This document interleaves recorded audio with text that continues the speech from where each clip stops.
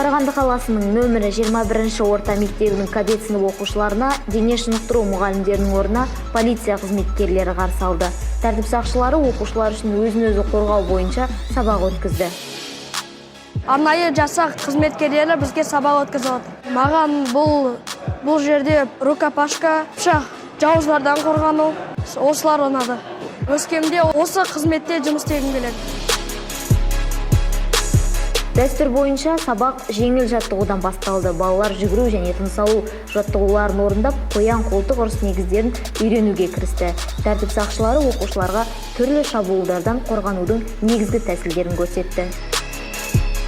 Биылғы жыл жастар жылдары аясы біз кадеттер мектебінің балаларын алып ұйымдастырып жатырмыз. Іске шаралар. Бұлар балаларды жақсы салауатты өмір салтын өмір сүру үшін және де спортқа баулу үшін балалар осындай шаралар өткізіп жатыр.